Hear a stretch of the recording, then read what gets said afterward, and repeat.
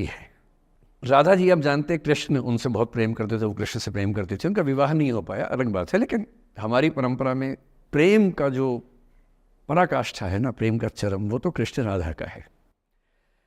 मतलब राधा कृष्ण का प्रेम एक खास किस्म का प्रेम है, जहाँ विवाह के बंधन के न होने पर भी प्रेम का चरम रूप होता है। राम और सीता का प्रेम गार्हस्थ्यिक प्रेम का चरम रूप है कि पति पत्नी का प्रेम कितना शानदार हो सकता है। वो देखना हो तो राम सीता का प्रेम देखिए, विशेष रूप से तुलसीदास जी के यहाँ देखिए। और वैसे जो प्रेम होता है वो देखना हो तो राधा कृष्ण का प्रेम देखिए। पर इंटरेस्टिंग है, ये सारे जो हमारे धर्म के चरित्र हैं ये समय के साथ चेंज होते गए हैं। राम बदले हैं, कृष्ण बदले हैं, राधा बदली हैं, सब बदले हैं। एक कवि थे सूरदास, भक्ति काल में 16वीं सेंचुरी, आप मोटा मोटा ध्यान में रखिए। कृष्ण को, आपने वो कहानी सुनी होगी, कृष्ण तो अपने घर में थे, कंस को मारने के लिए वो पैदा हुए थे। कंस को पता लगा तो कंस ने अपने एक सहयोगी अक्रूर, जो कि श्वफल्क के पुत्र थे, उनसे कहा कि जाओ और कृष्ण को लेके आओ, यही मारेंगे। उसको पता नहीं था क्या होगा बाद में। आदमी कॉन्फिडेंस में ऐसी गलतियाँ करता ही है, तो वो सुपर कॉन्फिडेंट था, बुलवाया कृष्ण को। कृष्ण तो इसी काम के लिए आए थे, समझ गए कि बुलावा आ गया है, अब इससे काम निपटाना है, चलते हैं। राधा और गोपियाँ कृष्ण के बिना रह नहीं सकती थी, सुपर इमोशनल विमेन। ऐसा मानते हैं कि वो महिलाएं, राधा तो छोटी थी, बाकी महिलाएं गोपियाँ उनसे काफ़ी बड़ी उम्र की थी, इतनी इमोशनल थी कृष्ण को लेकर कि कृष्ण के बिना वो सोच नहीं सकते थे कैसे रहेंगे। पर वो जिस काम के लिए आए थे धरती पर, वो तो करना ही था। तो अक्रूर आए, अक्रूर ने बताया कि ऐसे ऐसे आया हूँ, ले जाना है। तो कृष्ण और बलराम चले गए। इधर कृष्ण गए, उधर गोपियों का रो रो के हाल बुरा, राधा का हाल बुरा। ऐसी दीवानगी आजकल की फिल्मों में आप सोच नहीं सकते, ऐसी दीवानगी थी उस जमाने में उनके बीच में। और जब आदमी का प्रेम हाथ से निकलता तो वो बेचारा कितना कमजोर हो जाता है। राधा जी की हालत सोचिए। सूरदास कह रहे हैं, अति मलिन वृष भानु कुमारी, हरिश्रम जलु अंतर तन भीजे, ता लालच न धुआवती सारी।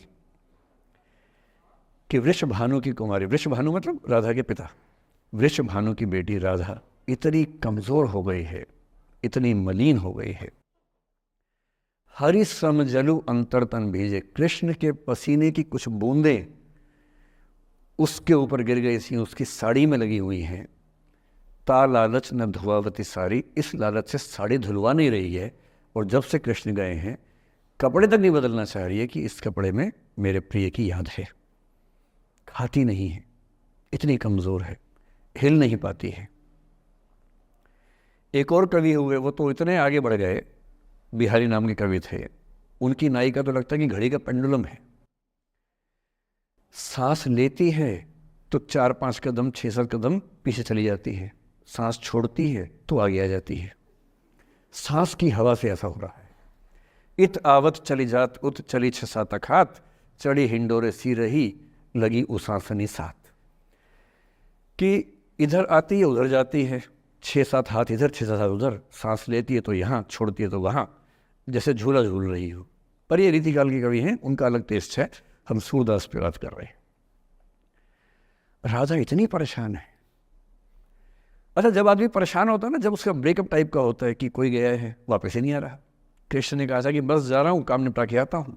उनके मन में था क्या काम निपटाना है, काम निपटा भी दिया।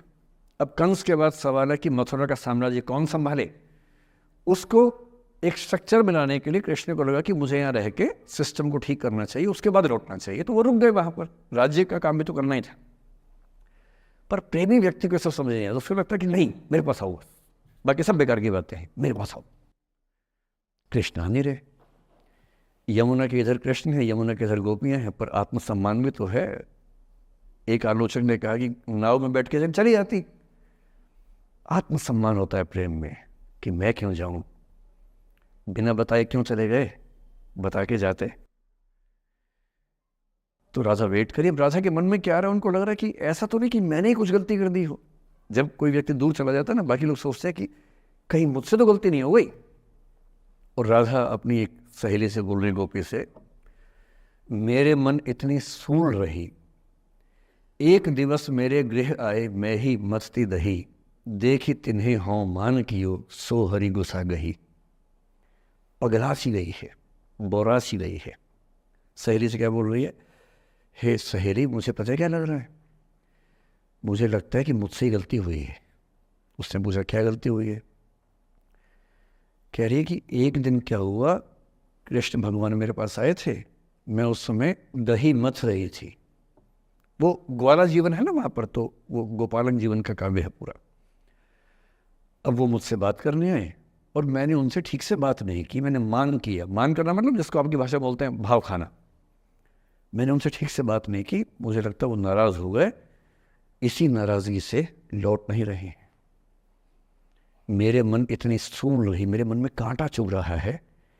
एक दिवस मेरे घर आए, अब समझ में आएगा, एक दिवस मेरे घर आए मैं ही मथती दही, देखी तिन्हें हाँ हाँ मतलब मैं मान की योग, मैंने अहंकार दिखाया, सो हरि गुस्सा गही, गुस्सा आ गया उनको इस बात से।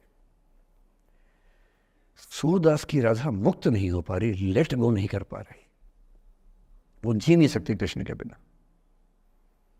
पर फिर देखिए 300 साल बाद क्या हुआ। 300 साल बाद कमाल हुआ। 20वीं शताब्दी की शुरुआत में एक और कवि हुए, उनका नाम था अयोध्या सिंह उपाध्याय हरिऔध। हरिऔध के नाम से प्रसिद्ध है। उन्होंने एक पुस्तक लिखी प्रिय प्रवास। प्रिय प्रवास मतलब प्रिय प्रवास पे चला गया है, कृष्ण चले गए हैं मथुरा, अब राधा कैसे जिएगी। 20th सेंचुरी की शुरुआत में फ्रीडम स्ट्रगल शुरू हो चुका है।